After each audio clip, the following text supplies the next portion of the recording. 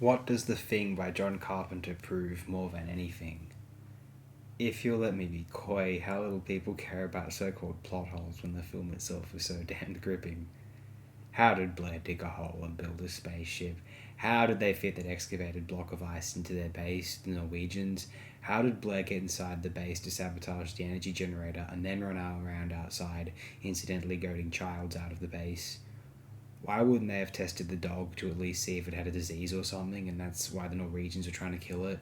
In any other context, people would assume these two were trying to kill a rabid dog acting very friendly, mind you.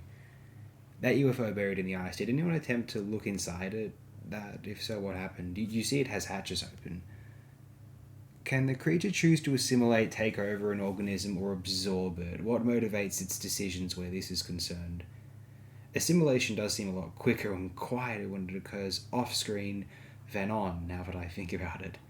These things don't matter, because the film around it is so brilliantly thoughtful and devilishly engrossing otherwise. The timeline of who gets assimilated when is pretty smartly thought out. At least one is implied to be transformed via the dog, Norris or Palmer. One of them gets to Blair later, and Fuchs, and tries to sow mistrust against McCready. I suspect Palmer, or maybe Norris, got to Blair. Palmer appears to sacrifice himself as a distraction, allowing himself to be discovered by McCready, knowing Blair had plans in motion. But also because I like to think Norris thing intended for the heart attack to have them think Norris was dead or dying, place him in an infirmary or morgue where he might be alone with another subject, or bury him in the ice. Of course, it might not have been aware of the existence of defibrillators and got rather angry and in great pain when it was being zapped again and again. Norris Thing turned down leadership because it wouldn't know specifically what orders to give vis-a-vis the equipment. Palmer Thing gave a very naturalistic immediate response when seeing the Norris Thing trying to get away so that he might not arouse suspicion. Subconsciously, McCready, who it sees as the biggest threat, tearing up his coat, remember, will assume Palmer is not one of them because of that seemingly instinctive reaction. He couldn't just allow it to get away. He had to enforce the idea that he was undercover by eliminating one of his own. Classic espionage. Moments such as these have some people assuming that a subject forgets that they were assimilated. The more I watch the film, I doubt that this is the case. And why would it be? Too many werewolf films have given us this impression, possibly.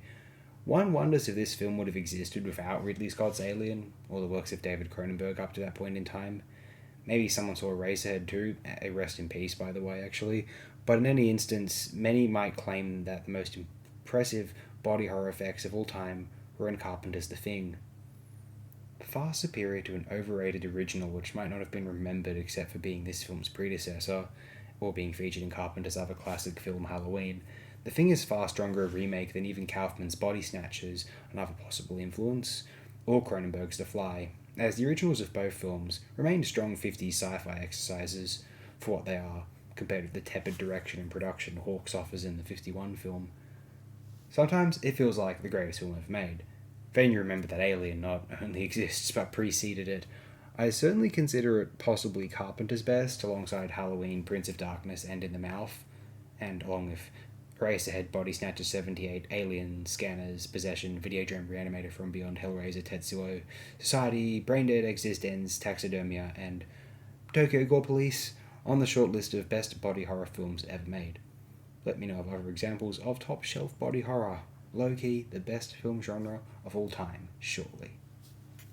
Oh, by the way, we're a couple of days ahead with Stagecoach and The Thing. I tackled the 2 days coming up, Saturday and Sunday, just to clear my schedule a little bit more. And I think I'm going to put the Ford on pause for now. We're going to be, now that the 1930s of John Ford have been sort of covered, I'd like to, I don't know, maybe just for a variety, for my own sake, I'd like to, and yours perhaps too, incidentally, I'd like to explore some other subjects. Just for like rewatching this title, How Can You Not? And I wondered, going forth next week, coming Monday, will I be exploring the rest of John Carpenter's films, or body horror in general? We'll see how I feel then. And until then, thanks again.